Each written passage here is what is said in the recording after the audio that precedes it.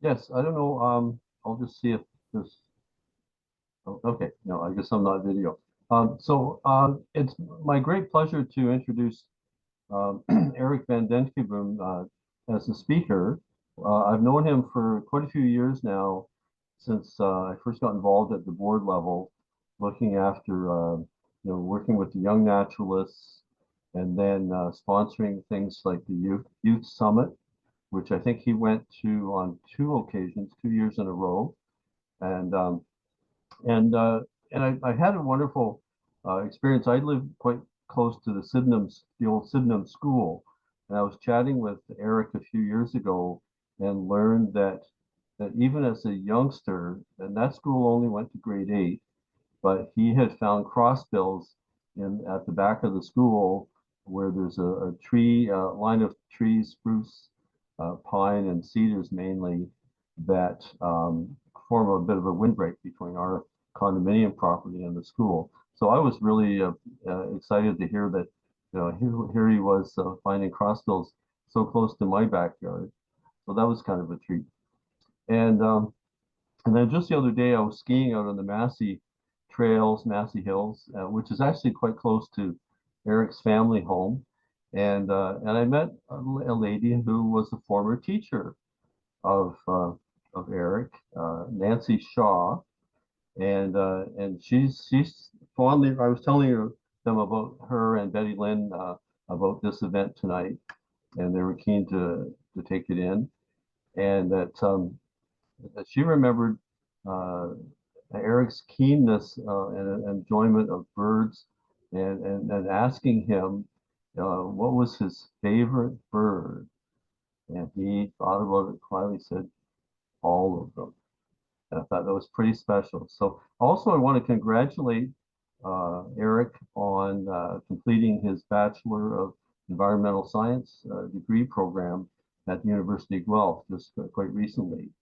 And I'll just explain too, the reason this is on Zoom tonight is because Erik is in Winnipeg, and when that was the reason for switching things around in December, hoping we could have a live performance in December, but then we got stormed out anyway. So that's just a bit of background on that. But I'm really excited to see what Erik has to share with us this evening from Oaxaca.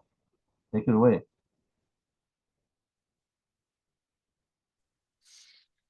Thank you, John. Hi, everyone.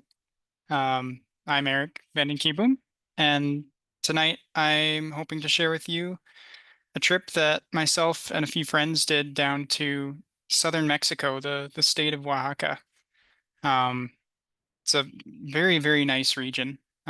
This photo here was taken, I think, just a couple hours north of the coastline. You can almost see it in the background, but this is what a lot of Oaxaca looks like. It's still very green, very natural. And tonight I'm hoping to share with all of you just how incredible of a place this is and hopefully inspire some of you to even think about taking a trip there yourselves. It's a lot of birds.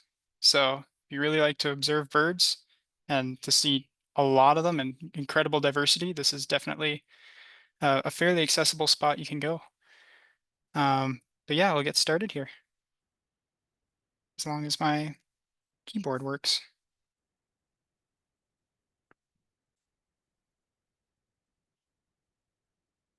Ah, there we go. Um, so first of all, where is Oaxaca? So Oaxaca is it's highlighted in yellow, the whole state on the map on the top right, and as you can see, it's kind of on the Pacific coast of Mexico, but on the south side, so not too far from Guatemala. And it's neighbored by the state of Guerrero on the left and Chiapas on the right. And together, these three states have a lot of very similar habitats. Um, Oaxaca is the most easily accessible of the three, though, as far as I understand. Um, Oaxaca is host to a very wide range of habitat, which is one of the main factors for its incredible bird diversity.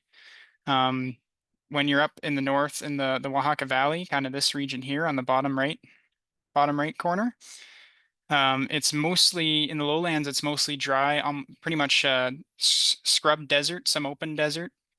And as you move up the mountains, it moves into more of a dry thorn forest, very, very dense stuff, very hard to navigate. And as you keep going up the mountains, you enter habitat that's almost reminiscent of like southern Arizona or the western states, where it's dominated mainly by oak and pine. And the highest mountains in that area, you'll even find forests that are pretty much just pine and fir. So like almost reminiscent of forests here, which is pretty interesting. And you find some birds there that you could even see in your backyard here. Golden crown kinglets and brown creepers breed in those areas, even down here in Oaxaca, which I always found very interesting. Common ravens too, and even goshawks live in those areas, which is all stuff we normally associate with the north. But yeah, you can see them all the way down in southern Mexico as long as you're at high elevation. Um, Further south, I should mention there's two mountain ranges in Oaxaca, two main ones that is. Along the north end of the state, if you can see my cursor, it's kind of along this region here. This is the Sierra Madre de Oaxaca, which is a pretty large mountain range. That's where you see a lot of those coniferous forests at high elevation, and you get some of those more northerly species. In the south, down along kind of in this trajectory here, is the Sierra Madre del Sur, which has similar habitat at high elevations like pine forest, but it's a bit more broadleaf dominated. And in the lower elevations on the coastal side of the mountains, you get a very interesting region that is more of a moist broadleaf forest, like tropical rainforest, which you really don't see anywhere else in Oaxaca south of the two mountain ranges. There are areas in the northeast of Oaxaca that have lowland tropical forest, but did not go to those areas, so I won't talk about that tonight. The area we're going to be focusing on is this sort of trajectory of all these points here. This is the route we took. We started up in Oaxaca City, which you see on the first map. There's the point pretty much central in the state. And we kind of ended around Juchitán, which is this town here down on the coast. And you can kind of see that's our route to getting there.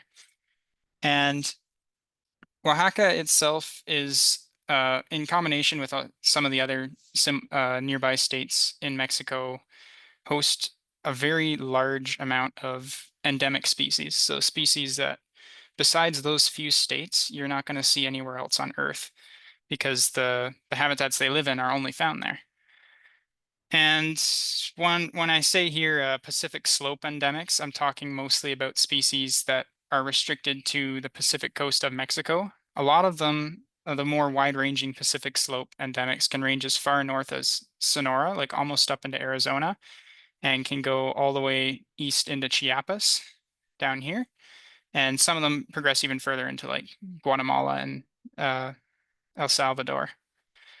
But yeah, it's a very unique area. Lots of really cool birds. Some of them reminiscent of stuff home, and some of them completely unique and bizarre and not like anything you would see here. Um, but yeah, that's what we're going to get into tonight. So to start us off, I'm going to kind of break it down by the different ecoregions we were in. We started off, like I said, in Oaxaca City, which is the state's capital, and it's located kind of centrally in the Oaxaca Valley. And the Oaxaca Valley is a very low-lying area of mainly desert and dry scrub forest.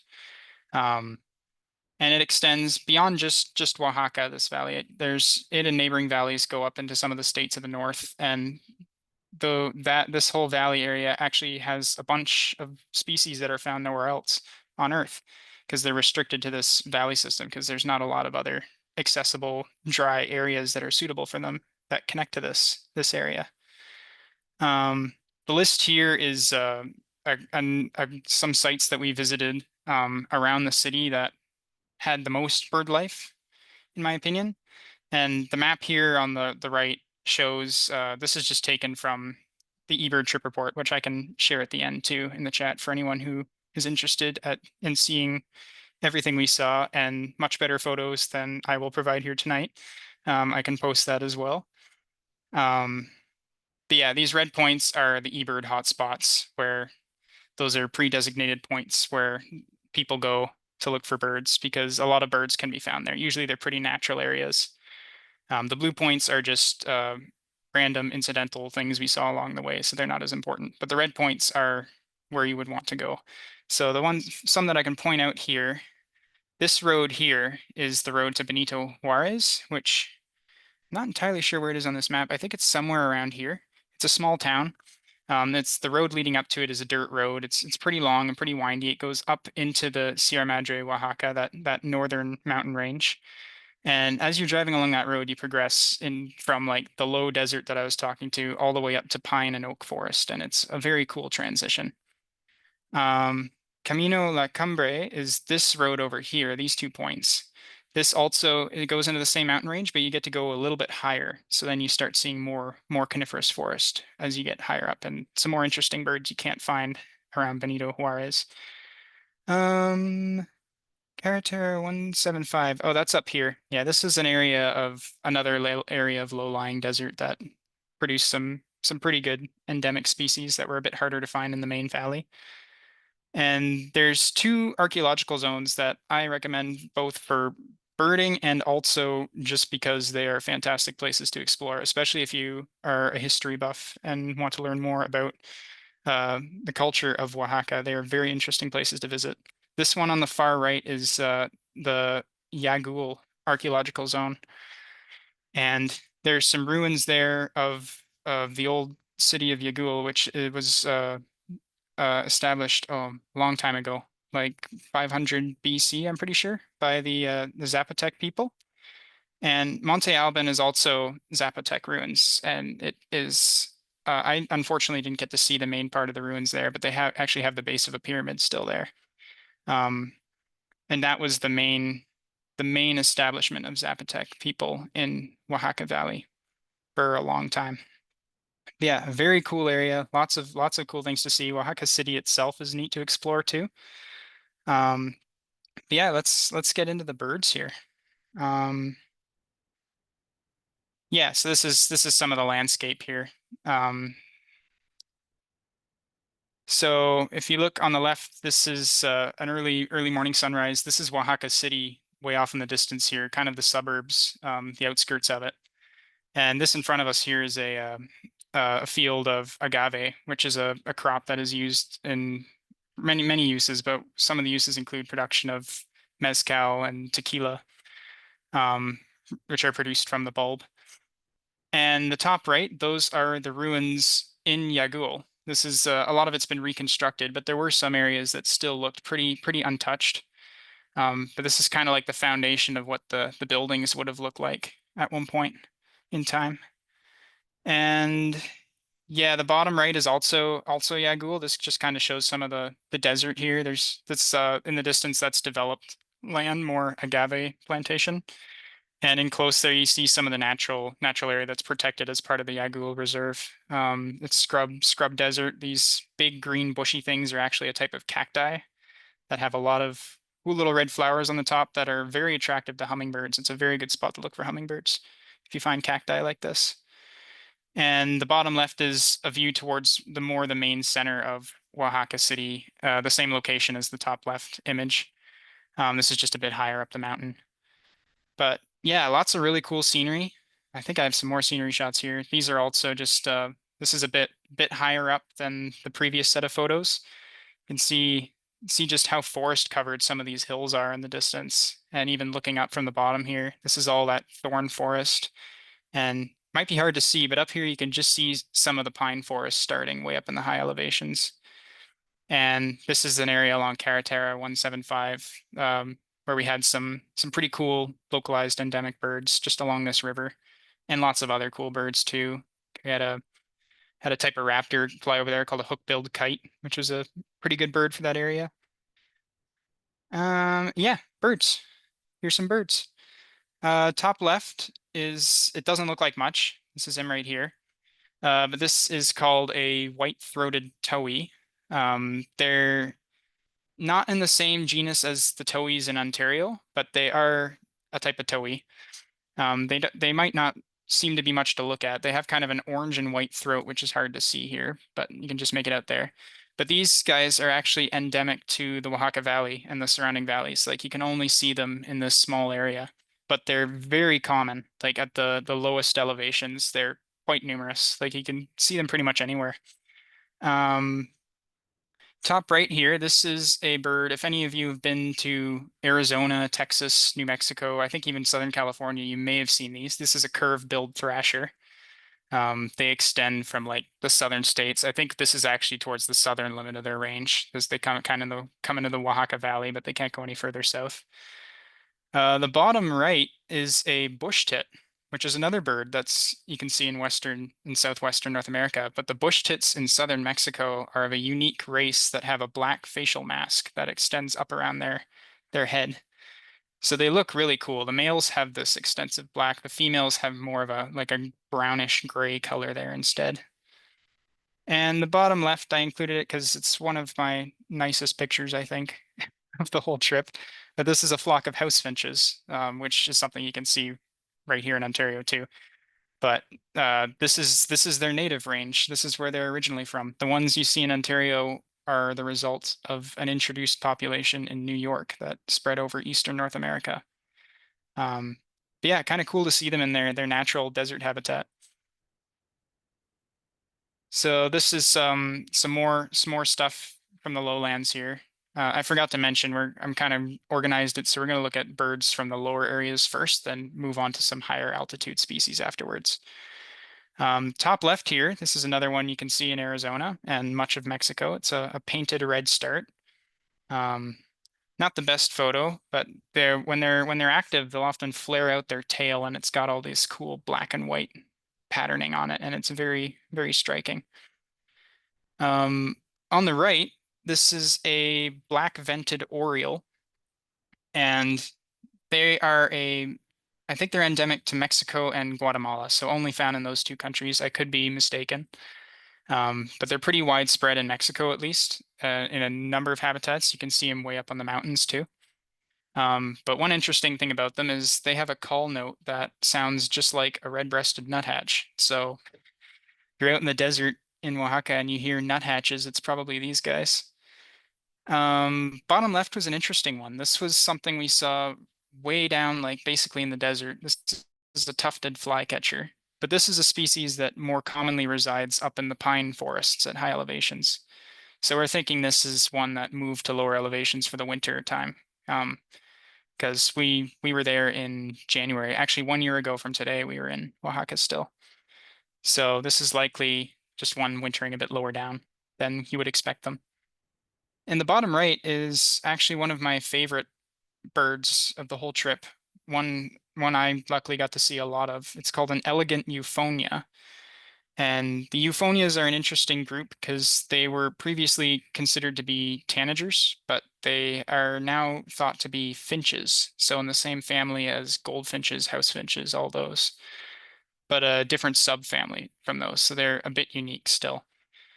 And this is a male. They have kind of a warm orange underpart and purple back and upper parts. And they have this really bright, almost sky blue crown, which you can see right here. That really stands out.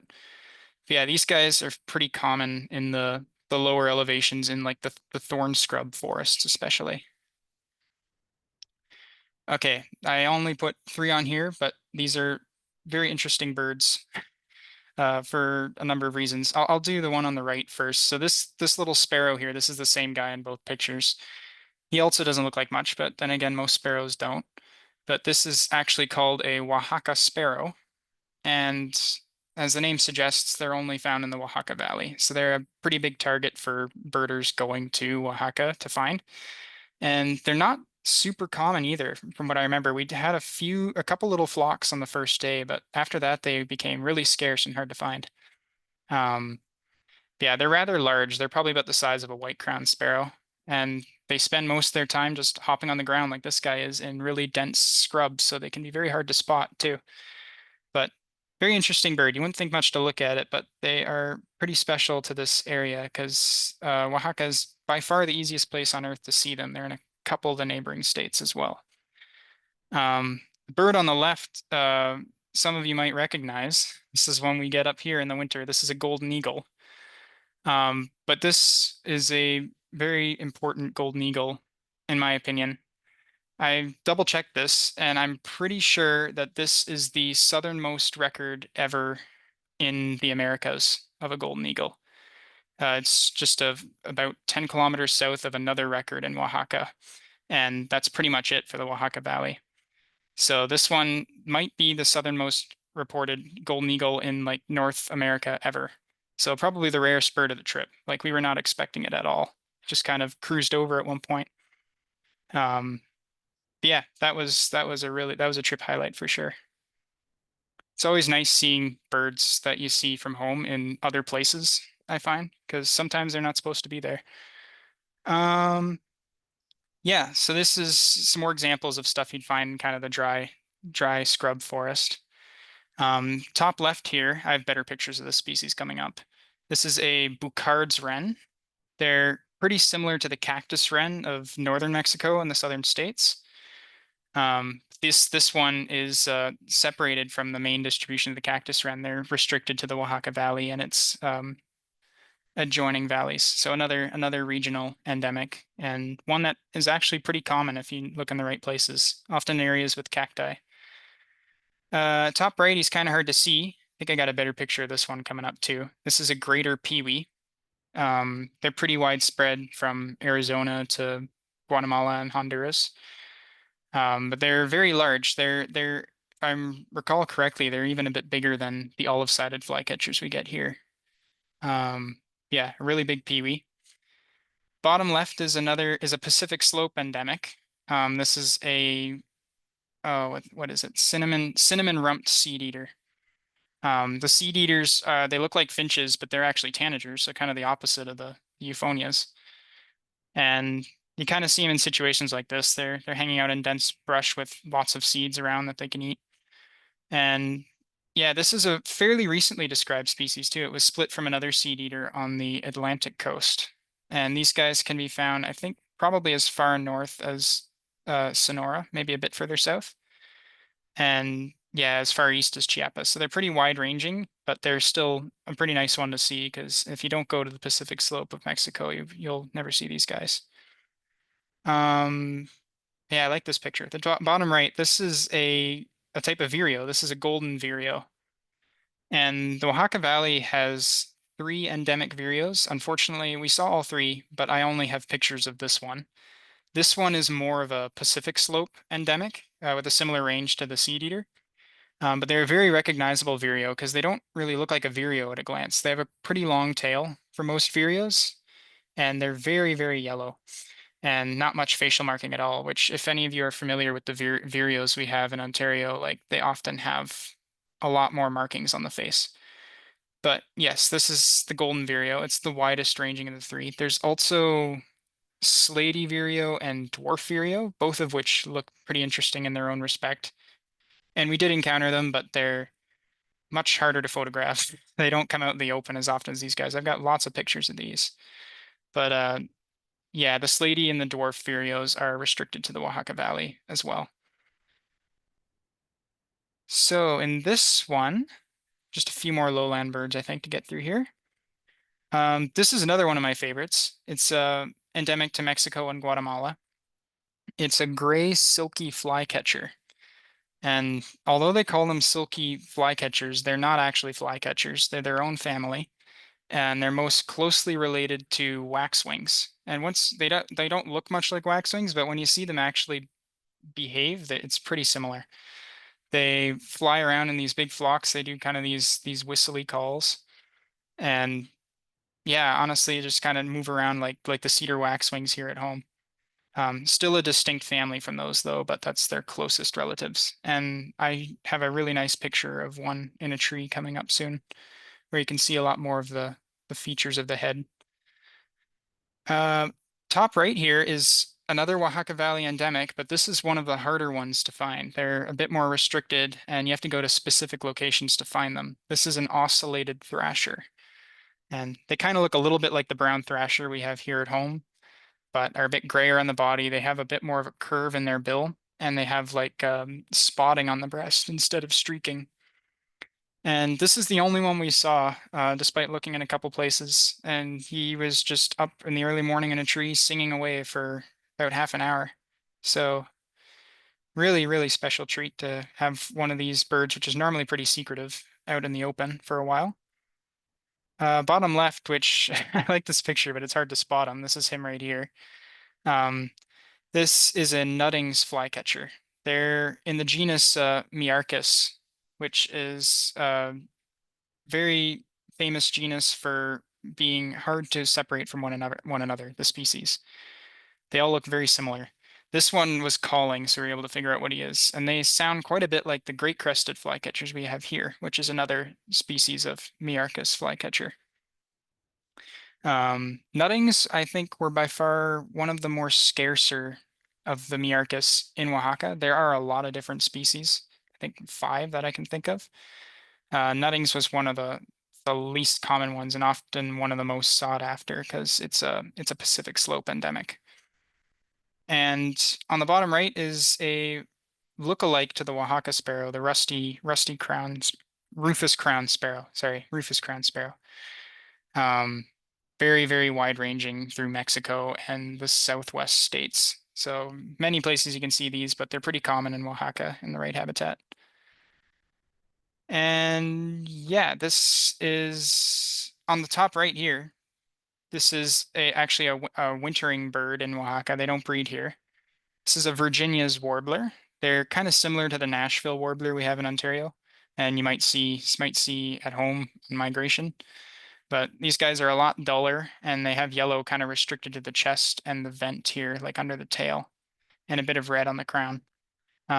Virginias, they're not as common as Nashvilles. Like Nashvilles are pretty common in Oaxaca in the winter, but they're in a lot of the same places in the dry interior. And top right is another elegant euphonia. This is a female. The females are kind of completely green, and they still have that sky blue cap, which you can just make out there, and a bit of a warm orange on the throat. Bottom left, it's not a great picture. It's hard to see the features, but this is a thick-billed kingbird, one of many kingbird species in Oaxaca. Um, can't think of a number offhand, but there's quite a few. Thick bills are one of the less common species, so they're pretty nice to see. We got to see a few. And it's hard to see in this photo, but they have a very wide bill compared to all other kingbirds. For those who are familiar with the kingbirds we have here in Ontario, their bills are relatively narrow, even compared to this guy here. But yeah, besides that, kind of just a dull yellow on the body and a black mask. And they are, I guess, technically a Pacific slope endemic as well. But they're found usually at higher altitudes. Um, these we often saw at we did see them at low altitudes, but I think that's mainly because it's winter. They often breed higher up. And the bottom right photo is I just like that picture. This is a cattle egret. Um, Pretty common across most of North America, but hard to find in Canada. Only a few of them ever show up.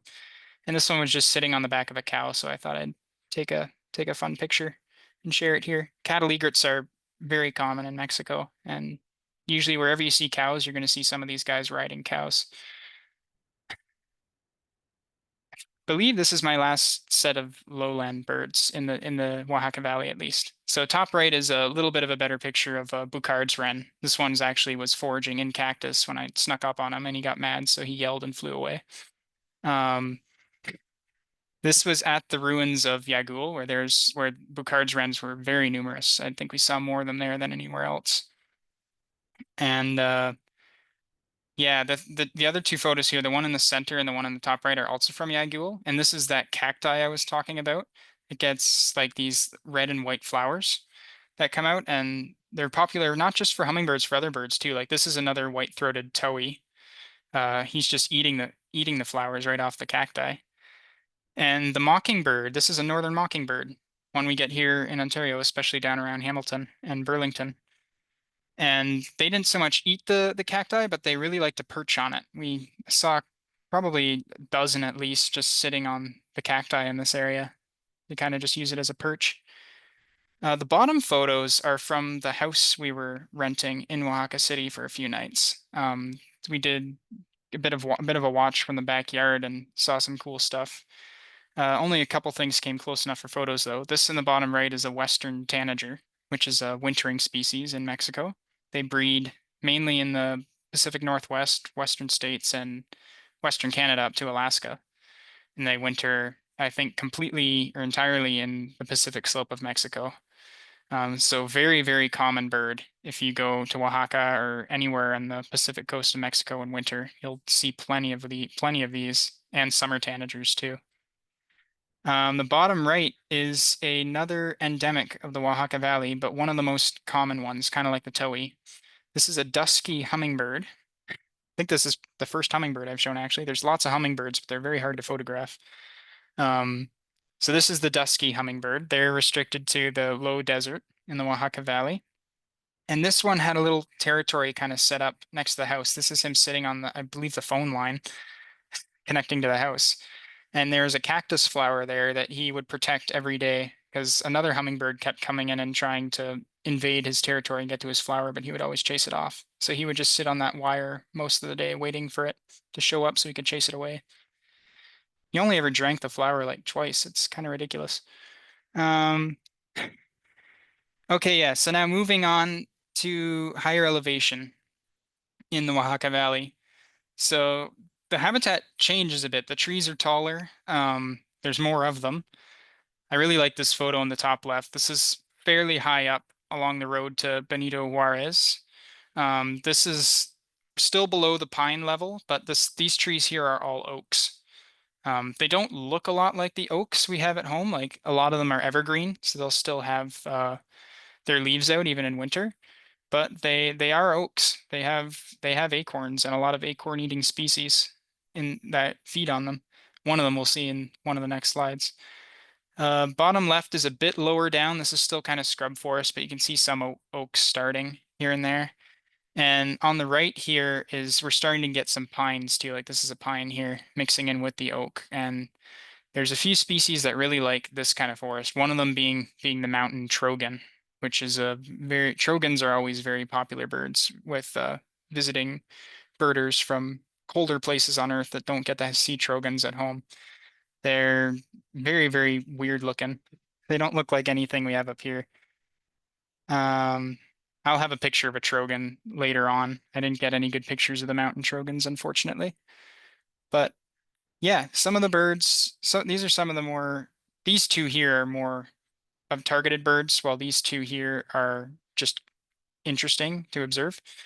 Um, Top left here, this is a red warbler, and this is probably one of the most popular endemics in Mexico. They're restricted to, I think, the transvolcanic belt of Mexico, which kind of goes like through Mexico City and branches off like into these mountain ranges in the south.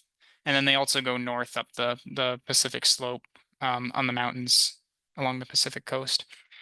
Um, but yeah, they're only in Mexico, and they're a very, very pretty warbler, as you can see. This photo does not do it justice.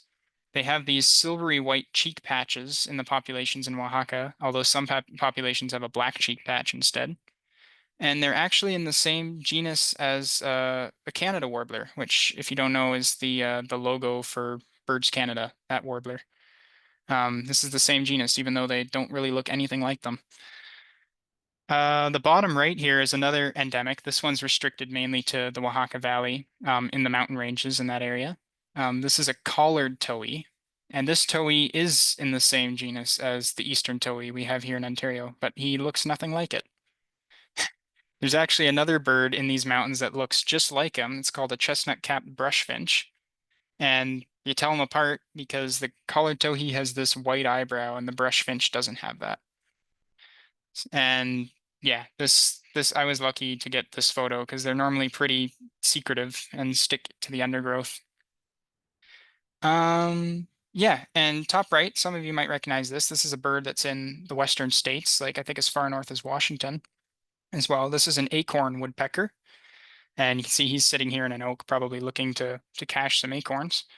There were, I think, four of them at this one stop, and those were the only ones I saw. And they're kind of like a little family group.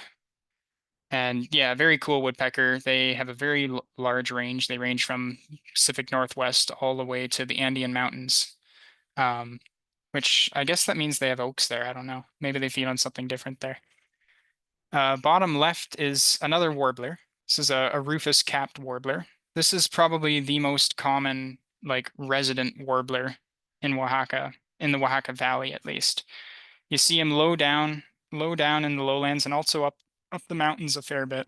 You can still see them, and yeah, they're pretty nice to look at. This cool rusty cap and the white eyebrow and the yellow chest. Very, very common though. They're almost reminiscent a bit of a common yellowthroat. Similar numbers as what you would see of those here. The rufous caps in Mexico. They're very common. Okay, so this is the slide of the bad pictures, but they're interesting birds. I'll do the top left here first. This is a red-faced warbler, which is in the same genus as the red warbler, except the red-faced breed in northern Mexico and southern Arizona, and they winter in Oaxaca. So this is another warbler that's wintering down here. And I should mention too, like a lot of the warblers we did see in this area are migrants from North America. Nashville warblers especially are common. There's a few others, mainly in the Oaxaca Valley, you're seeing more warblers and tanagers and flycatchers from Western North America wintering there. But then as you move towards the coast and the Sierra Madre del Sur, like the south side of Sierra Madre del Sur, you see more species, more characteristic of Eastern North America wintering there, like a lot of black and white warblers, black-throated green warblers. Whereas in the Oaxaca Valley, you're seeing the Western stuff. So like hermit warblers, Townsend's warblers, Western tanagers, all the Western flycatchers, which is interesting that the Eastern birds kind of winter more towards the coast, and then the Western birds winter more towards the interior. Might be a way that they kind of keep their niches separate from one another and avoid competition on their wintering grounds, similar to how they do in their breeding grounds. This picture is just bad, but it's a really, really interesting bird, and I can point out some features here. This is a chestnut-sided shrike vireo, which is a bit of a mouthful of a name. They have a pattern, you can't see it here, but they have a pattern very similar to a chestnut-sided warbler for those who are familiar. They have a kind of a white breast and like this chestnut line that travels down the side of their breast. And they have this bright yellow eyebrow and a green back and a bit of a grayish crown. And for a vireo, they are very large. They're probably close to like a hermit thrush in size, so a bit smaller than a robin. Um, they had a very characteristic voice too. They would do this two-part whistling call that you'd hear as you're traveling up the mountain in this area. And yeah, overall, a very cool bird, one I really wanted to see. So I was pretty thankful. We only saw them on the road up Benito Juarez, where they were pretty common once you started getting into the pine forests. We didn't see them anywhere else, which I thought was odd, because from my understanding, they're supposed to be fairly common, but we may have just had bad luck. Um, oh yeah, the right photo here. This is an interesting bird. Um, so this is a Montezuma quail, which is a species you can find in the southern states, the southwest states. And this species, the subspecies that occurs in Oaxaca is very poorly known, very poorly understood. We were not expecting to see these at all. We just happened to run into a little flock of them moving along the forest, and we actually had a bit of a debate at first figuring out if they were Montezuma quails or if they were a similar species from further south, because as far as we knew, there weren't supposed to be either in this area. But it turns out this is a very, very rare, very poorly understood subspecies of that quail. So that was another really cool sighting. Not many people have seen these in the wild. But yeah, I think this is my last slide for the Oaxaca Valley. A few more forest birds. The top right, I love this picture. This is a hermit warbler, which is one of the warblers that breeds in the western states, the Pacific Northwest. They're pretty common in the mountains as a wintering species in Oaxaca. And this one was just hopping around through the grass. I don't know what he was doing. Must have been looking for bugs, but usually you see them high up in the trees, so this was kind of odd. The left here is a crescent-chested warbler. This is a warbler that breeds in Oaxaca and Guatemala, and I think a few other Central American countries. Um, Mainly in these high elevation mixed conifer oak forests is the best place to see them. And they often, in the winter, they're often in pure little flocks of just crescent-chested warblers, so they can be pretty numerous. But yeah, this is the crescent chest. It's kind of hard to see in the pictures. This kind of brown band, and they have a green back and blue and white pattern on the back, and overall just a very pretty warbler. In the bottom right is also not a great picture, but this is a white-eared hummingbird. You can see the white ear. It's this white line right here. These are probably one of the most common birds in the mountains in Oaxaca. And you don't see too many of them, but you hear them, and they're absolutely everywhere. They sound very similar to chipmunks. They just do this chipping call that just never stops ever. And you'll hear like 20 of them if you're standing in one spot, no matter where you are in the pine forests up there. But yeah, it's still a very memorable sound. But yeah, that kind of does it for the Oaxaca Valley area. So we're going to explore some other areas further to the south. This is a Cassin's kingbird on top of a I forget the name of the plant, but this is actually a flower stalk of a plant, but it looks like a tree. These are all flower heads here. But yeah, Sierra Madre del Sur, this is the southern mountain range that's a bit closer to the coast and has a bit of a different ecosystem once you move further south. These are a few areas we stopped along the way. Santiago del Pacifico is a small town right here in the north end of the mountains. This is also the higher end, so there's still pine forest here. And we spent the night in a cabin here in the pine forest and got to listen to all sorts of cool owls and see all sorts of really interesting moths. It was a very, very peaceful place to stay. I highly recommend it. Also really good birding on some of the side roads. Like we birded this road here, right nearby and saw many, many cool species there, lots of endemics.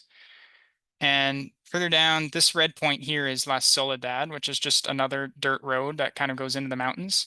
But by this point, you're entering a tropical broadleaf rainforest, and it's a whole different slew of birds. This is where we started seeing more eastern North American migrants as well, started becoming more common here. Um, then around Pluma Hidalgo, another town we stayed in, these 2 points are I think that's, yeah, the north one is the Cafe Pluma Oro del Sur, which is a famous hotspot in Oaxaca because you can see some pretty rare hummingbirds there at the feeders, and the roads around there are really good for walking too.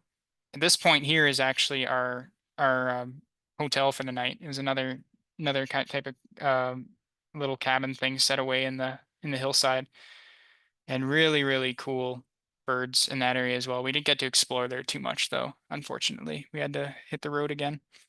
The bottom point here is the botanical park, Hagia Sophia, which is one of the best places in Oaxaca to see a hummingbird called a Mexican hermit, which we were lucky enough to find. So I didn't get any pictures because my camera was not very good in the dark forest for getting good pictures. But it's a really, really big hummingbird, and they have this long, long train tail that hangs down as they fly around, and it kind of just flicks around as they move through the flowers.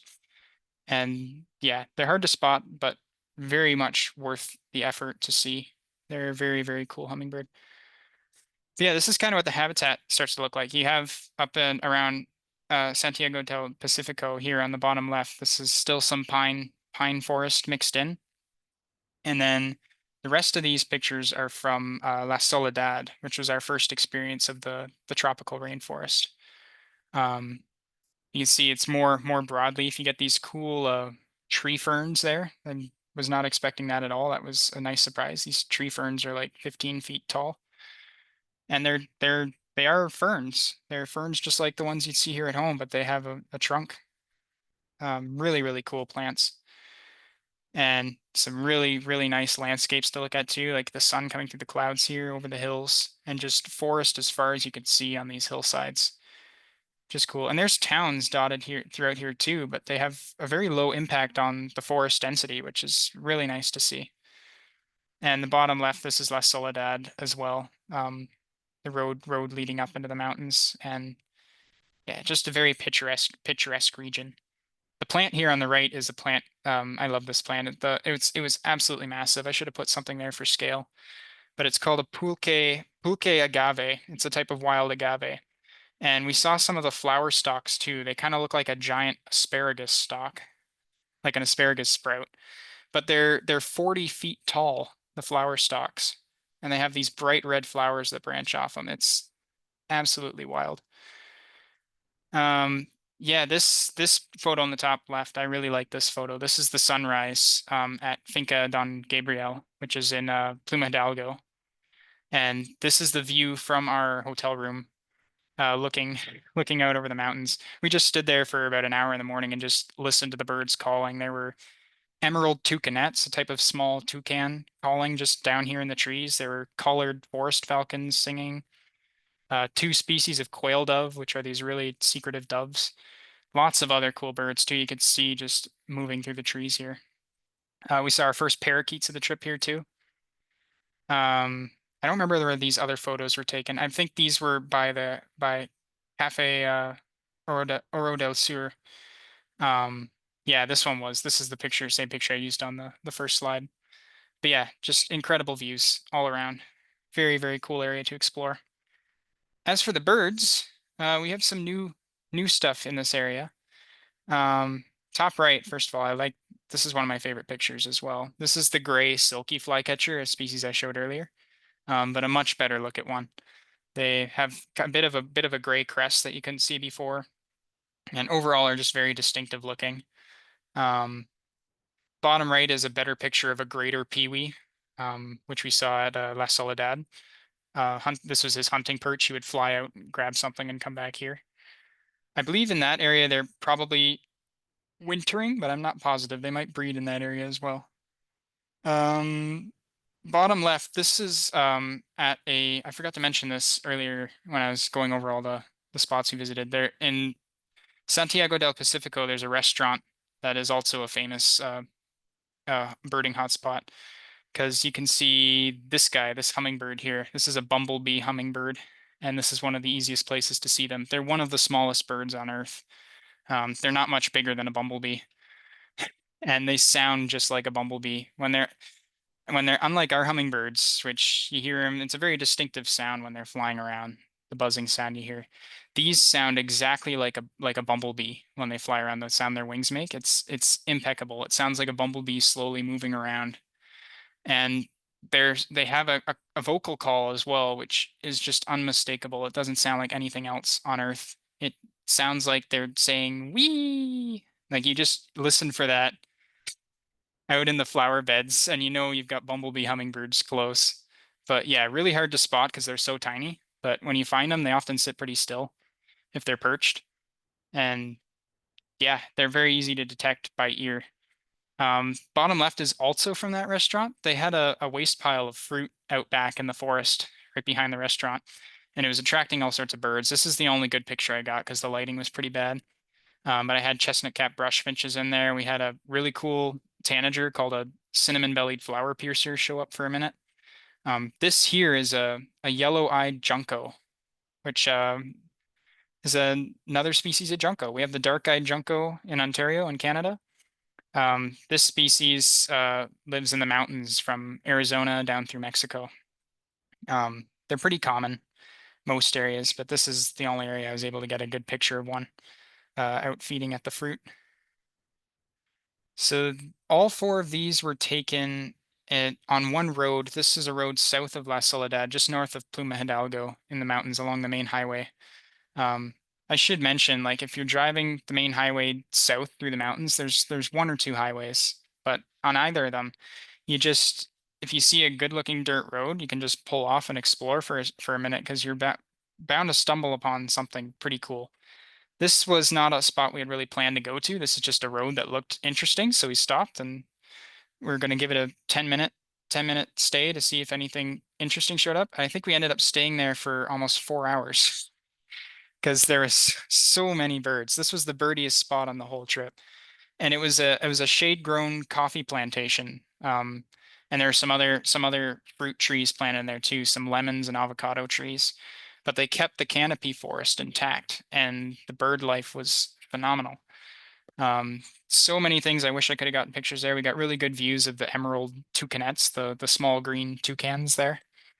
But it was too dark for my camera. But the ones I will share with you are these four here. The top left is a social flycatcher, which if any of you have been to the tropics and birded before, you've probably seen these. They're common all the way from Mexico down into South America. They look a lot like the great kiskadee, another tropical flycatcher, but are much smaller, a tinier bill, and a different call.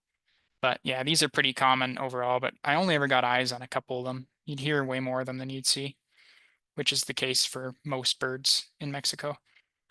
Bottom left is a huge cuckoo. It's called a squirrel cuckoo, probably because they look like a squirrel at a glance because they got these big long tails. They're kind of bushy looking. Um, Probably thing is probably just shy of a meter long. It's a really long cuckoo. And this one was just watching us from the canopy as we were walking along the road. Just flew in, looked at us, then left just as quickly as he showed up. The center photo here, these were pretty common in Sierra Madre del Sur on the south slope of the mountains. It's a red-legged honey creeper. It's a type of tanager. They'd often be in flocks of up to like 20, 30 birds. This is a male. The males are blue and black and have these bright red legs, whereas the females are kind of green and streaky. But yeah, very common throughout most of the tropics, like all of Central America and South America. And another really widespread bird here in Central and South America, and they even have a population in Florida of these. This is a short-tailed hawk, and this is the dark morph. They have two different morphs. The light morph is much more common, and I have a picture of one of those coming up. But the dark morph is significantly less common. And yeah, they're kind of just completely black overall, but they're a tiny little buteo hawk, kind of like buteo is the same genus as the red-tailed hawks you see here at home. So a type of broad-winged hawk. And yeah, very, very nice to see. So these, where were these taken? These two, the top right and bottom left, were taken around that cafe in Pluma Hidalgo. The top right, I tried for like half an hour to get a good picture of this guy, but he just would not come out. This is a really secretive flycatcher called a bright-rumped Attila. And we had a couple of them, I think, at this along this road, but we didn't really see them anywhere else. This is the only one I got eyes on because I spent like 20 minutes looking for it and then half an hour trying to photograph it. He was singing nonstop the whole time too, but it was still very hard to locate because they sing from dense brush. Um, Visually, they look a bit like the red-eyed vireos we have at home. They have a bright red eye and a line through that eye. But they have this noticeable hook, which you can see here on the bill, which they use for catching relatively large insects, and are very streaky on the breast, and they have a bright yellow patch above their tail. The bottom left one, this is one of the big target birds for birders that go to Oaxaca. This is a blue-capped hummingbird, and this is the only species of bird that is completely restricted to the state of Oaxaca. You can find it nowhere else on Earth. It occurs in this small stretch of Sierra Madre del Sur and nowhere else. They are actually incredibly vibrant. This is just because I wasn't photographing at the right angle, so he looks almost completely black. But if you were to see it in good lighting, the whole breast here is bright emerald green, and they have this bright blue cap and these bright brown chestnut patches on the wing. A really cool hummingbird. Honestly, not that rare. They're pretty common where they occur, but their range is very, very small. The top left here is a bird some of you might recognize if you've been to Central America or Florida. This is an anhinga. They're kind of like a cormorant, but they're a lot lankier and a lot more weird. They also call them snake birds because when they swim through the water, they often keep their body below the water and it just looks like a snake's head above the water. Yeah, very common throughout the neotropics. Bottom right here is from the botanical gardens you visited. There was a nice little mud patch. It just had a lot of butterflies, so I'll probably have more pictures of those. Yeah, there's another butterfly there from the same spot. I believe this is called a ruddy daggerwing. Um, these are all from the botanical gardens. The top left is an orange-fronted parakeet, which is very common along the coast, the Pacific coast for much of Central America. Yeah, extremely loud. You're always going to hear them before you see them, and when you're right next to them, it's deafening. They're so loud. Central here, this is a baby rainbow amoeba type of lizard. These were like common as dirt in the botanical gardens. Everywhere you stepped, you could hear one scurrying away. And the right here, this is a squirrel cuckoo again. This is a bit of a better view of the color though. You can see they have like this green yellow bill, and a blue ridge around their eye, and they're kind of a warm brown, almost like a pinkish buff colored on the throat. Didn't get much of his tail though, but they have a lot of black on their tail. But yeah, massive cuckoo. And yeah, that kind of does it for that region. So probably going to speed up a little bit here because I'm getting a bit lower on time. But the last area we have to do is the coast. I split the coast into two different sections because there are two areas of the Oaxacan coast we visited. Um, so the city of Huatulco is more off the left of this map. We didn't spend much time there, but the whole region is kind of called Huatulco. The specific city we stayed in was La Crucecita, which is this city here. It's a really big tourist town. There's a lot of resorts and stuff there along the coast, which in my opinion is kind of sad to see because a lot of that probably used to be pristine coastline. And in fact, there's an area along this road here. We had a guide for one day that was showing us some rare parrots in that area. And the area the parrots roost in is slotted to be developed for a resort, which is just really sad and unfortunate to hear. But the good news is on this side, there is a national park. This is Huatulco National Park. And this whole area you see here and more area down this way is all protected for the foreseeable future. And the rare parrots do exist in here as well. They're called lilac-crowned Amazons, and it's good that they still have some range that they can inhabit. Um, Canal de Tangolunda. Yeah, this I'm surprised this is even a hotspot, but I think it was another one of our birdiest places. We walked around there for a couple hours and saw, I think, 80 species along that canal.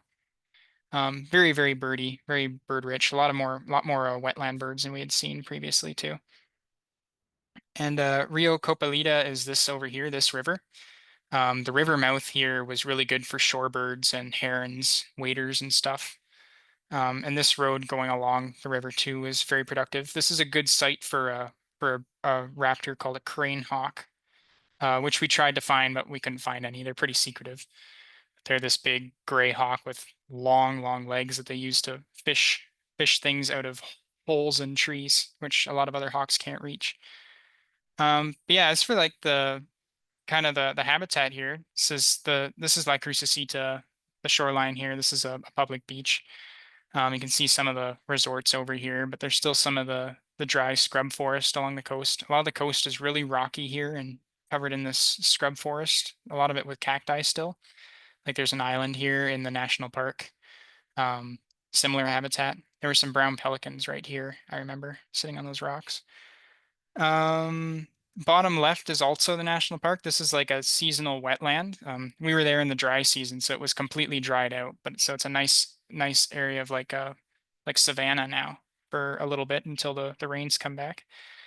What's interesting here is you can see this vegetation right around where the wetland is still all green, but higher up in the foothills, it's completely like defoliated right now and brown because it's the dry season. So there's definitely still some moisture here that these plants are using. This is just a reed bed. I thought it looked nice. This is along the shoreline.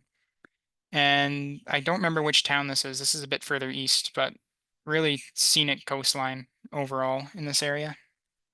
As for the birds, this is not the rare parrot. I don't have any good pictures of the lilac-crowned Amazons. This is a white-fronted Amazon or white-fronted parrot. These are very, very common. They're the most common parrot on the coastline, and they're found throughout much of Central America. This is one here as well. Um, Also very loud, kind of like the parakeets. You always hear them before you see them. Top right, this is a dove. Again, if any of you have been to the Southwest states like Texas or Arizona, you've probably seen these. These are Inca doves. Um, they're a type of ground dove unlike other ground doves, they have a long tail. They're very small. They're probably like 2/3 the size of a mourning dove, for a size comparison. But very, very common. These were common everywhere, like especially in the Oaxaca Valley as well, but also common on the coast. Bottom right is a Pacific slope endemic that's usually found right along the coastline and scrubby forests, and also one of the top targets just because it's so beautiful. This is an orange-breasted bunting. They're in the same genus as the indigo buntings that breed here in Ontario. and you can kind of see it, very vibrantly colored, similar profile. But they have this is a male, I should say. They have a bright lime cap, kind of a cyan colored back, and the orange on the chest, and then kind of yellow on the belly. Um, extremely common. Go anywhere where there's a bit of scrub forest on the coast here, and you'll see dozens of these. Like they're very, very numerous. There is another bunting endemic to the coast that I'll have pictures of coming up, that is much more localized and much more rare. But this is the common species, and it's quite widespread along the coast. These are the first owl pictures I managed to get. Um, this is the same guy. I like this one on the right where he's kind of looking up into the sun, and you can see like these little whisker-like feathers in front of his mouth. This is a ferruginous pygmy owl. Pygmy owls are a really diverse genus of owls, and a lot of the species look very, very similar. My camera didn't have enough detail to catch the field marks for it because there's two species of pygmy owl on the coast. Ferruginous pygmy owls on their forehead have these white, very white, faint streaks along the forehead, vertical streaks, whereas the other species, the Colima pygmy owl, has spots on the forehead instead. Ferruginous pygmies are very widespread. They're found throughout South America and as far north as Texas and Arizona. And they're diurnal. Like these guys were singing in the middle of the morning from the woods, and there were two of them at this spot. There was another one a bit more to the left of this guy in denser bush. Um, Bottom left here is a North American migrant. This is one we get in Canada sometimes. This is a Bell's vireo. Um, Not too much to say about it. They're just kind of a generic vireo, but they're pretty nice to see. They have this nice yellow coloration on the breast. Overall, pretty plain faced and back though, which honestly is a good field mark for them. Bottom right is a Pacific Coast inhabitant that's from southern Mexico all the way down to Costa Rica, I'm pretty sure. This is a white lord gnatcatcher. It's named for this white line here above the eye. If any of you are familiar with the blue-gray gnatcatchers that breed in southern Ontario, this is a very similar bird. These ones are a bit bigger and have a much longer bill, and they have this black cap with the white facial pattern, whereas the blue-grays are kind of just blue-gray all over. Blue-gray gnatcatchers are also really common in Oaxaca. They winter in that area. So we were seeing lots of blue-grays even on the coast here, but every now and then you find one of these white lord gnatcatchers.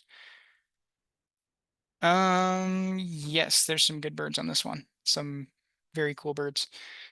This one here on the top left is another trip highlight for me, especially. This is called a lesser ground cuckoo. They ground cuckoos. This is the first ground cuckoo of any kind I'd ever seen. They're very weird. They're not like other cuckoos in that they walk around on the ground. It's almost reminiscent of like a rail or like a small heron or something. The way they move around through the bush, they just kind of walk around really stealthily, kind of like a green heron almost. But they're very slow moving. When like once he saw us, he would move pretty slowly. And at one point just kind of stopped in the sun and sat there. But you can ID these guys by this warm rufous coloration on the breast, the yellow bill, and they have this green and blue eye ring lined by black on both sides. That's a unique feature. That's a good way to tell them apart from roadrunners and stuff, which also live in the area. I do have a roadrunner picture coming up. Um, Roadrunners are also a lot faster moving, and like these guys won't go right out in the open like roadrunners will. They'll stay in the dense scrub and just kind of walk around slowly, hoping that you don't see them. We heard a couple too. I forget what the song sounds like offhand, but it's like a repetitive whistling call. Um, but yeah, very cool cuckoo. Not an easy one to spot. We only ended up seeing two, I think, the whole trip. Top right here, if any of you went to Rondo Park in the past, like 10 years now, you've probably seen one of these. This is a white-winged dove. The one in Rondo is a vagrant. He's not supposed to be there, but he comes back every year. I'm not sure if he's been there recently though. But Mexico is the native range of white-winged doves, as is much of the southern states and the Caribbean, and they're quite common here. This is the only one though that I got in a position where I could photograph it. You usually just see them as flyovers. Um, and he was in a weird spot too. He was in dense forest, which I'm not used to seeing them in. Um, Compared to like a mourning dove or a rock pigeon here, they're probably about the same size as a rock pigeon, so a fair bit bigger than mourning doves and much shorter tailed. And yeah, this white wing is pretty obvious when you see him from the side. There, no other dove in the area has this. Bottom right is a trogon, as promised. Um, this is a citrioline trogon, which is endemic to the Pacific coast of Mexico. It's a pretty extensive range along that coast. They go a bit further east of Oaxaca into Chiapas, and then the range kind of stops there. They're very large. The mountain trogons I was talking about earlier, which I didn't have pictures of, are quite a bit smaller than this. These guys are pretty big. They're like the body is probably similar to like a ruffed grouse sized bird, and the tail's a bit longer. They have a really weird call. It's like a croaking call, like that gets faster and faster as it progresses, and it's almost reminiscent of like a tree frog of some sort, the way they sound. But these are very common. I was not expecting trogons to be common anywhere, but in these, I should say too, all the pictures I've shown so far are from the national park in Huatulco. In the national park, they were very numerous, pretty easy to spot, and you'd hear a lot more than you saw. But even in the city of La Crucecita, we'd be in like near a little grove of trees, and one of these things would fly out. So they're not too dissuaded to also live in towns, which I was not expecting. Very welcome surprise though. Bottom left is just a really good lizard picture that I took. This is called a Mexican race runner. They're a close relative of the rainbow amoeba I showed earlier. And in this area along the coast, this is like the dominant lizard species. Everywhere you stepped, it would be one of these running away. Um, Anyways, moving on here. Um, so we did a bit of night bird hunting, looking for some nightjars.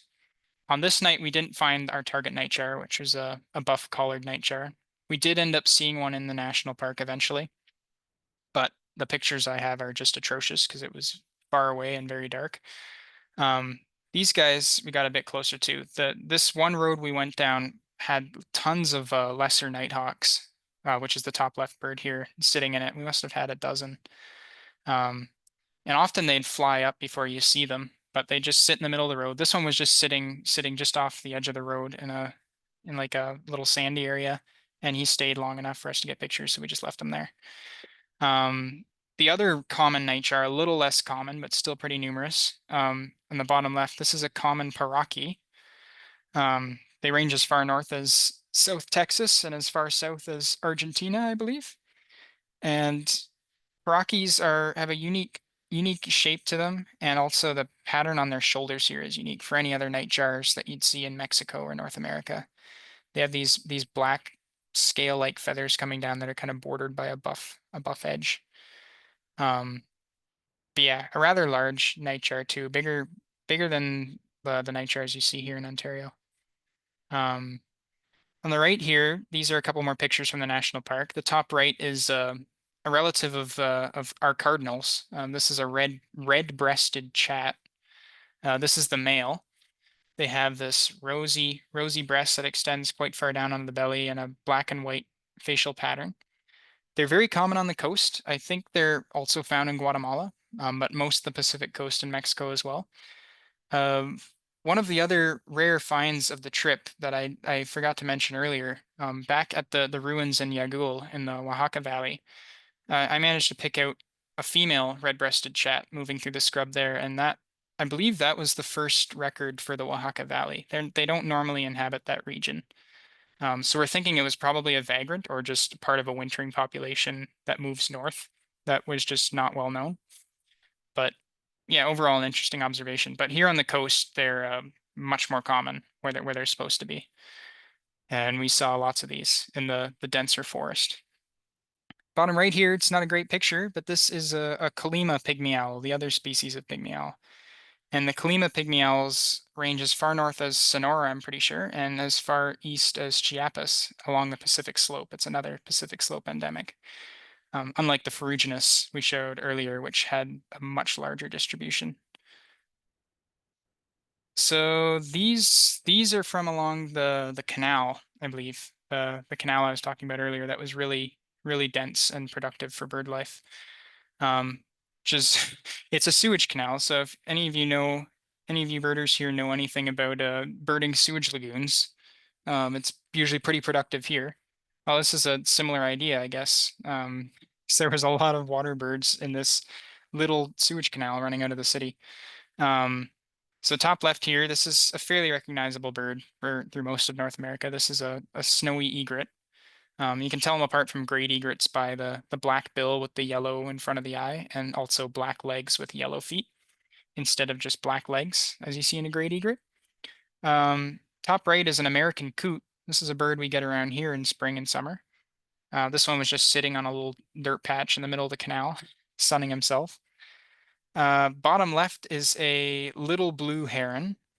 Um, yeah, they're kind of like the great blues, but much smaller, but similar size to snowy egret. Um, and yeah, they have kind of a purplish blue head and neck, and then a blue body and green legs.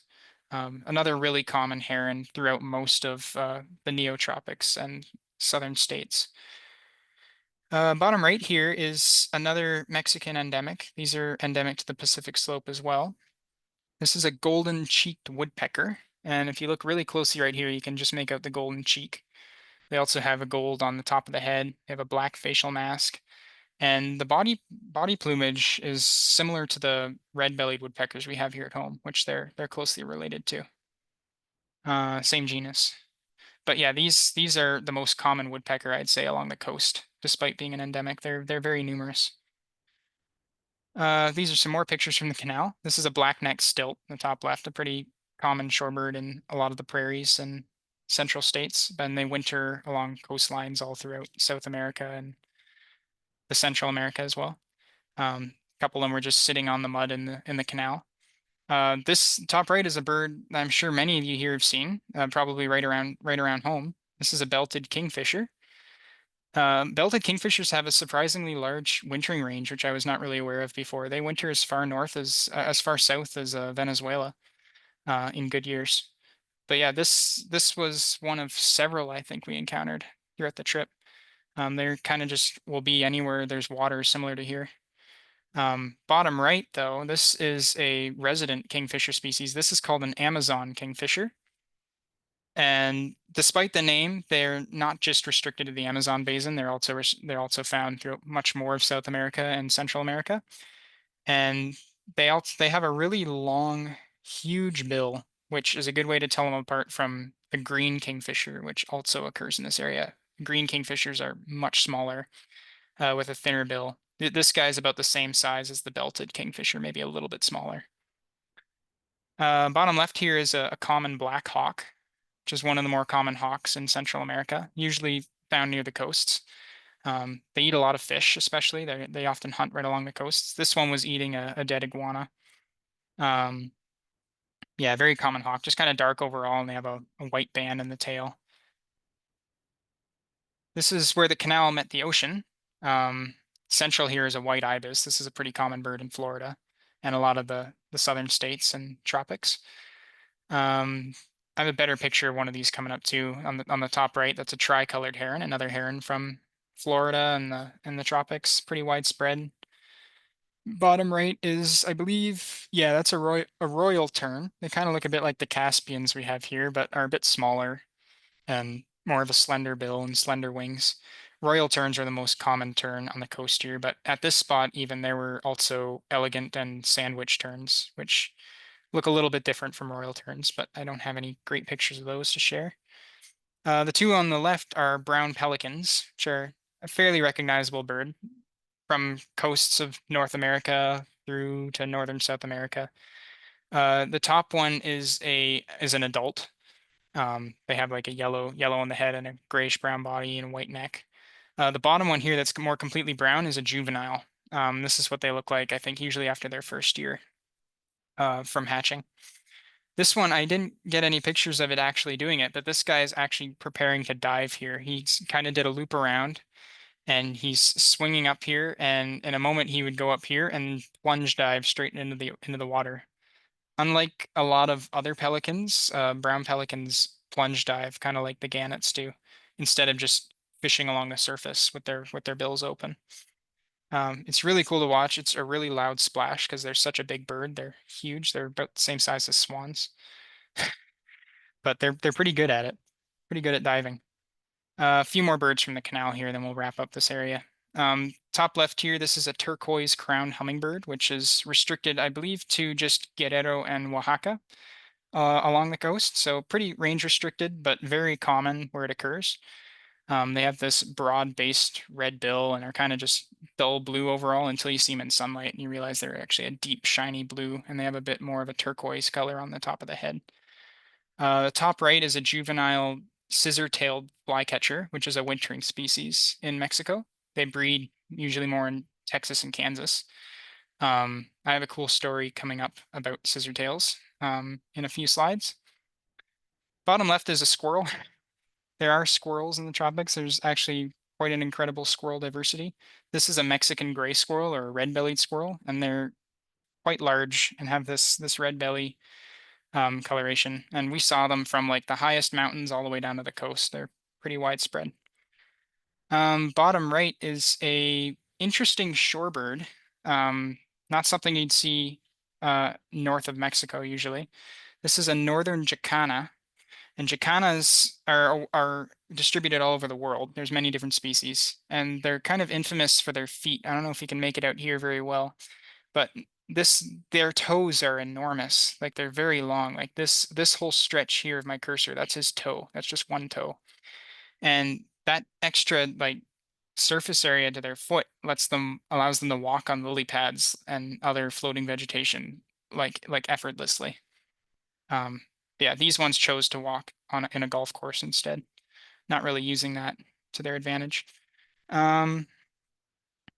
Oh yeah, I forgot about this. This was one of our last days on the coast in La Crucecita. We were lucky enough to do a pelagic trip, and we got to see some cool seabirds way out at sea. I think we went about 2 kilometers out. This here is a spinner dolphin. Um, I think this is a pretty good shot of him just coming up and diving down again. We had a pod follow us that must have had about 200 of these at least in it. They were extremely numerous. Um, yeah, we even saw some calves with some of the adults right below the boat. So even if you're not into birding and just observing other wildlife in nature, like Oaxaca is a great place to go. A lot of cool sea life there. As for some of the birds, really, these two on the left are shearwaters, but ID features are me explaining ID features for these is kind of hopeless, but I'll do the best I can. Top left is a wedge-tailed shearwater. This is the most common species. They breed like in Polynesia, I think mostly, and kind of spread out over the South Pacific in the winter. Um, bottom left looking almost the same, but actually different. This is a black vented shearwater. They have a much shorter tail. If this guy had banked more, you'd see this tail is kind of shaped like a wedge, like it's kind of broad at the base and tapers towards the end, which this guy does not have. He has a short tail. And they also have black vents, but I did not see that, which is like the area underneath the tail. Black vented shearwaters are much more restricted. They breed in the Gulf of California and kind of spread out along the coast of Mexico and California, and that's about it. Um, yeah, there were only a couple of these, so they were kind of a treat to see. Top right, I had to zoom in for this one because these guys are a nightmare to photograph. Um, this is a least storm petrel. Storm petrels are a small group of seabirds, like small in body size, I mean. Leasts are one of the smallest. This thing was probably about robin sized, and it's a seabird that tackles like all this stormy weather and stuff. This was a nice day, but uh, they're built to withstand incredible stormy weather, which just kind of blew my mind because they look like this dainty little dove-like thing that wouldn't stand a chance out in the open sea, but they do very well. Leasts are another one that breeds on the Mexican coast and kind of hangs out around that coast, but you don't see them anywhere else in the world really at all. But storm petrels everywhere look very similar, so these can be hard to ID. Bottom right is probably my best picture of besides the dolphin, of the whole pelagic trip. This is formerly known as a brown booby. This was actually split just this year from the brown booby. This is a cocos booby, which yeah, they kind of just inhabit the South Pacific coast of South America and Central America. Yeah, you can see a lot of seabirds just not too far off the coast of Oaxaca. Bottom left is one more picture from that trip. This is a pair of olive ridley sea turtles mating, producing the next generation of sea turtles. This was a very common sea turtle in the water there, which surprised me because I've read a bit about olive ridleys before, and they're like highly endangered as a species globally. But we saw probably close to 10 or a dozen on that boat trip. So I think their numbers here are pretty good, mainly because they breed in this area. But yeah, sea turtles everywhere are getting harder and harder to spot, unfortunately. But it's good to see that some of them are still able to survive. Top left here, the other three photos are from a park just next to the marina where we launched from in La Crucecita. Top left is a light morph short-tailed hawk. This is what most of them typically look like. I showed the dark morph earlier that was completely black. They have kind of a black facial mask and a bit of a red along the neck. And yeah, kind of white completely underneath. And they're also very small. They're a bit smaller than the broadwing hawks we have here at home, for as kind of a size reference. So like maybe twice the size of a rock pigeon. Um, this is a very widespread bird. All the cities in Mexico have these. This is a great-tailed grackle. They're kind of like the grackles we have up at home, except they're pretty different. Um, they're a lot bigger. They're about crow-sized but lankier, and they have much longer tails, hence the name, and a longer bill. And they sound very different. For those who know our grackles here, they kind of do like a clicking sound. These ones do more of a high-pitched chirping sound. Doesn't sound like the grackles as I grew up learning grackles, so it was kind of neat to see. Bottom right here is a West Mexican chachalaca, which is a species endemic to Mexico, the South Pacific coast of Mexico, and they're quite numerous. Chachalacas, for those who don't know, they're a very weird group of birds. They kind of look like tree turkeys, like turkeys that just live up in the trees. But they have really much longer tails than turkeys that don't really fan out at all. And yeah, overall, just kind of look like a big chicken turkey thing that lives up in the trees. Um, yeah, lots of different species of chachalaca. This is the only one in Oaxaca, as far as I know. Um, yeah, a couple more coastal things here. This top left, this is a bird you can see right at home. Spotted sandpiper. And yeah, you'll see them breeding up around here, and you'll see them on migration. They look just like this here too. They lose the spots in the winter, so they have more of a clean white breast, but these are very common in Mexico as a wintering bird. There's a better picture of a tricolored heron in the top right. Bottom left, that's a black vulture. Some of you might be familiar with black vultures if you've been down, again, like Costa Rica, Florida way. They're a bit more southerly than the turkey vultures, but turkey vultures were also common throughout Oaxaca. Bottom right here is an osprey. This is likely a wintering bird. I'm not sure if they breed in Oaxaca, but this one was just flying along the coastline up along this cliff with all this cactus, and I thought it made for a cool action shot. Yeah, he's probably looking for a place to fish. Right, the day we went out with our guide, he was nice enough to also show us his he runs a private nature reserve just northeast of the city, and he took us on there to show us some of the birds right around his place. Top left is a bird you see in the prairies in summer. This is a western kingbird. Oddly enough, in winter, apparently they're in the forest. There were a few of them in this tree, and this was kind of like a dry, broadleaf forest area. But yeah, that was a cool observation. Top right is a great kiskadee, a very widespread flycatcher in the tropics. Yeah, they often like to be near water. They don't look much like a flycatcher, but They technically are, and they have they're famous for their song. It kind of sounds like they're saying Kiskadee. But the coolest birds on his property were these two here in the bottom. The bottom left is a Pacific screech owl, which I think it's at that angle because I was at that angle when I was taking the picture. It was up a really steep hill. But he was just kind of sitting at the edge of a tree hollow. But yeah, they look a lot like the screech owls we have here at home, but they sound quite different.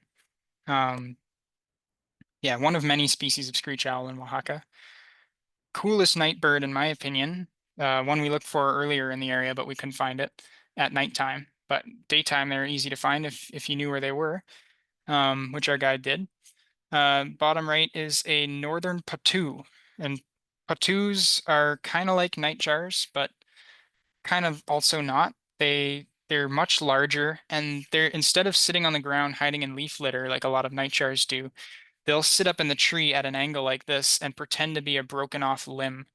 If you saw this from far away, which even in this picture it's hard to tell, it kind of just looks like a dead end of a tree, like this is where it breaks off here. But this is actually the bird's head. Right here is its eye. His eye is just open a little bit. And this little tapered nub here, that's his bill. They have a very small bill. They have a small bill, but their mouths are very large. Like his mouth probably extends all the way down to here. And they kind of open it up wide to catch moths and stuff in flight. Um, and yeah, overall they're patterned kind of like wood. This is the rest of the body. You can see his foot here a bit, and they have a bit of a tail that extends down as well. Super hard to spot though. Even when we knew exactly where they were supposed to be, it would often take a few minutes to spot them. But yeah, to wrap this up here, because it is getting late. I've got a few more slides to show you from the final area we visited. The area around the city of Juchitán de Zaragoza, which is right here.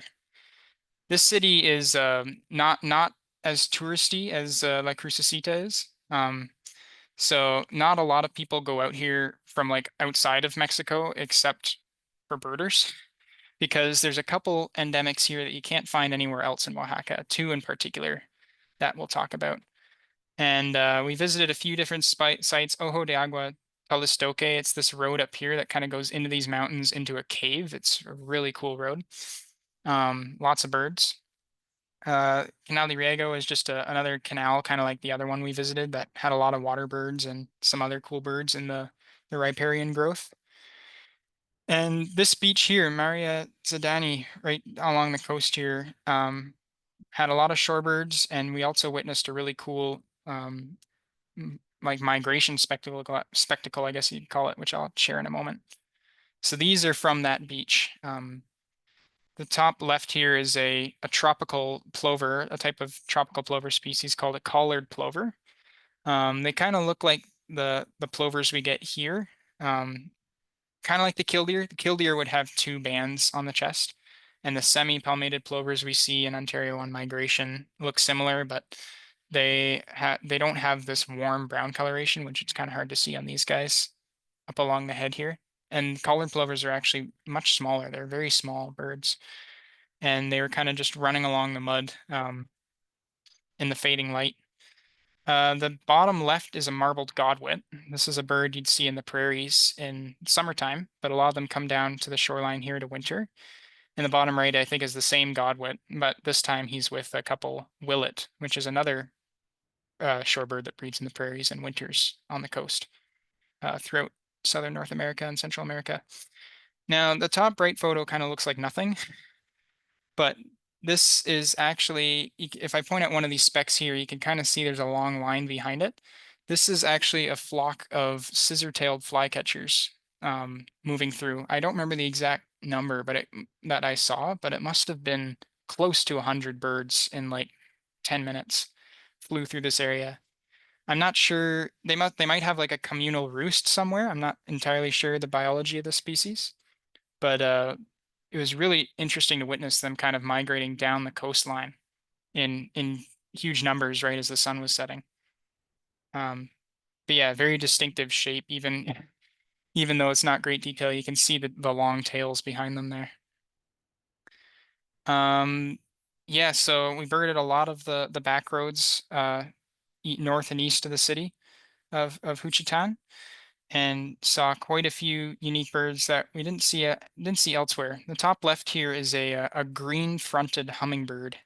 This is a bird that's endemic to Oaxaca and a couple of the surrounding states. I can't remember which ones, but easiest to see in Oaxaca. This proved to be a really tricky bird. This was one of the last spots we were trying to find them, and we finally saw this one sitting out on a perch. They're not super colorful. They have a bit of green on the front of the head, but they also have this bright red bill, and the body's kind of a brownish color. But yeah, range restricted endemic, so very cool to see. Top right is another orange-breasted bunting. Same species as the one I showed, I think, on the first slide for the coastal region. Yeah, like I said, these guys are pretty much everywhere on the coast. Anywhere you find scrubby habitat, you can find them. Bottom left is one of the target birds for a lot of birders coming to the Juchitán area. It's the cinnamon-tailed sparrow, and they're only found around, if I go back here a couple slides, this lagoon here. They're mainly found in the areas surrounding this lagoon and a little bit east into Chiapas, but their range is very small. Um, but yeah, and not a very colorful endemic, just a very large sparrow and kind of hard to spot because they just sit in the brush and don't move too much. Bottom right is a couple more of the orange-fronted parakeets that were feeding on these flowers, and yeah, it was just really nice seeing so many parrots and parakeets just as common as they were. They're just a very pretty bird. These ones were eating though, so they weren't making as much noise, so I could stand to be around them longer. This slide I dedicated all to this one bird because this might be the most popular bird in Oaxaca for like most popular target for birders in Oaxaca. This is the rose-bellied bunting. It's the other species of bunting, closely related to the orange-breasted, but is much more range restricted. They look a lot more like the indigo buntings we have here, except for the rose belly you can see here, and they also have a white eye ring. They have bright blue on top, orange rose colored underneath, and the white eye ring and a bit of black around the face. These guys were pretty common. There was a couple flocks along this one road, eating, just feeding on, especially this plant here. They really like these seeds. And again, I'll go back to the map because this one I can show pretty much their whole range almost here. They're almost found entirely in the area around this lagoon and maybe a little bit more to the east, not as much as the cinnamon-tailed sparrow. And that's it on Earth. They're very range restricted. And I think this one, because they're a sensitive species, I won't specify here where this was, but this one road that we saw the couple flocks on might be the best place on Earth to see them, just because most other areas are inaccessible. But yeah, really cool, very pretty bird. Not one that you'll ever see really outside of Oaxaca, even though they have a bit of range in Chiapas. I think this is my last slide. So kind of wrapping up here, a few more birds from driving around the back roads in this area. Top left is a russet-crowned motmot. Now, motmots are really, really fascinating birds to me. They have these long bills that they use to kind of aerially catch insects, I believe, often like bees and wasps and stuff. They have it's kind of specialized so they can eat those kind of bugs. But a lot of them also eat fruit. I'm not entirely sure what this species eats, but I know they're a very secretive and hard to spot bird, even when you hear them calling right next to you. They kind of do this slow like "coo, coo" type call. It's something like that. And you'll hear that kind of resonating through the forest, and often it sounds far away, but they're right next to you. Like this one was very close. It's right above my head. But you can't see it here, but they have a long green tail that probably extends like all the way down to here, behind them. And they are a Pacific slope endemic as well. It's the only area you're going to see them is along the Pacific coast of Mexico. Top right is another scissor-tailed flycatcher. Overall, this is a very common wintering bird, especially in the Juchitán area, because there's a lot of agricultural fields and a lot of fence lines they can perch on. Another North American wintering bird we saw a lot of there, like hundreds, were the dickcissels. There were flocks of dickcissel there. Some of them like 200, 300 strong. Which if you're birding around Ontario, that is a pretty hard bird to find. But they are here. Bottom left is another Central American sparrow. They're fairly widely distributed all the way down to Costa Rica. It's a stripe-headed sparrow. They stand out from a lot of the other sparrows just because of this bold black and white face pattern. And yeah, the probably one of the coolest birds apart from the bunting that day. This on the bottom right is a lesser roadrunner. We tried pretty hard. This was the last spot we were going to check for roadrunners. This very rough back road, like rough terrain, and managed to spot this one kind of just under a bush. Then he ran out in the open for a minute, and then immediately ran back in under another bush and was out of sight from the camera. But I managed to get this one shot in time. But yeah, like I was saying, unlike the ground cuckoos, they are much quicker and will kind of just dart around instead of creeping around slowly. And also, unlike the ground cuckoos, they just have blue around the eye. They don't have the blue and green coloration, and the body coloration is quite different. They're more striated and not as rufous brown colored. So they're fairly easy to distinguish. And the roadrunners again will often be in more open habitat. But yeah, I think that's pretty much it. That's all I have to share. Thank you so much for having me, and like a huge thanks to the club. Um, and yeah, if there's any questions, I'll stick around. Thank you.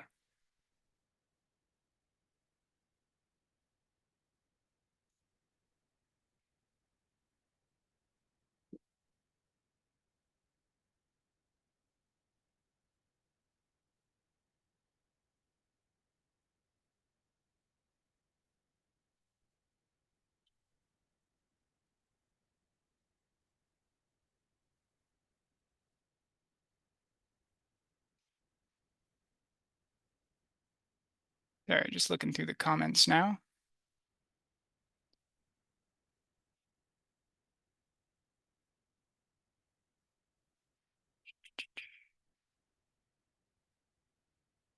Oh yeah, Petrol Point Nature Reserve. Yeah, I've been there quite a few times. I'm actually not sure why they call that area Petrol Point. I'm not sure if there have been any petrels or storm petrels seen there, but I suppose it's possible. We do get vagrant seabirds like petrels on the Great Lakes very rarely. Um, I imagine it's probably another reason though, but I'm not sure. Um, yeah, good question about the elevation. I don't have the exact numbers. Yeah, I'm not sure how high I actually was. But yeah, it's fairly high up because the Oaxacan Valley already is a fair bit higher than sea level. Like even the lowest parts of that valley, it's kind of like raised up above the coast still. Um, so it's probably like I don't know, a few couple thousand meters at least above sea level if I had to guess. Um, yeah, the highest elevation overall that I reached, I'm not sure the elevation again, but I think the location was probably I think it was Camino La Cumbre, which is just north of Oaxaca City. It's where we started seeing like some of the forest was almost purely coniferous, like pine over like overstory of pine and understory of fir. And that's where we saw a lot of the brown creepers and ravens and the hairy woodpeckers, golden crown kinglets, and we even had red crossbills there. And I think one of us even saw an evening grosbeak, which is another finch that breeds in those mountains. There's a Mexican race of evening grosbeak down there as well. Um, oh yeah, the safety. Yeah, I didn't talk much about that. Oaxaca, I felt very safe, like with respect really to any threats. Like from what I understand, there's not a lot of drug or cartel activity in Oaxaca. Um, uh, because most of it's a very touristy state for Mexico. Like Oaxaca City has a lot of tourism, the coast has a lot of tourism. Um, there's some areas like Juchitán that don't have as much tourism, but they're really, we still felt pretty safe in that area. But like Crucecita, Oaxaca City, the mountains in between, like you could go park on some back road and walk around for a couple hours and feel perfectly safe. You'd often see a lot of people, but everyone was very friendly. And yeah, I honestly felt safe pretty much the whole time.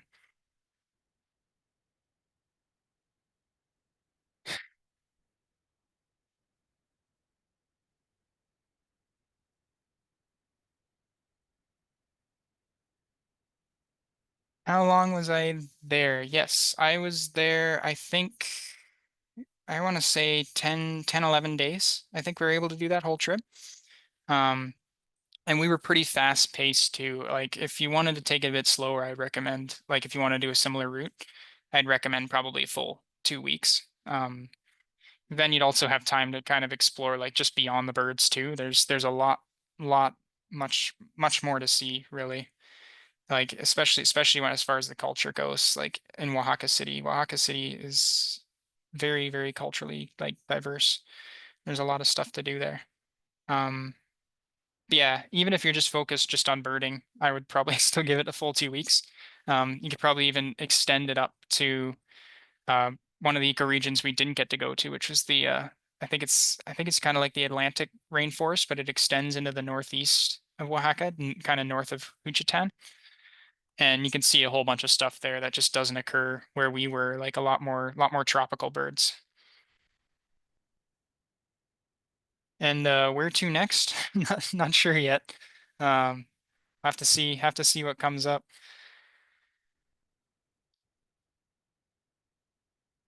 Yeah, what do I do the rest of the time? University just wrapped up for me, so I might go back for a master's at some point, but my bachelor's is done, which is kind of nice.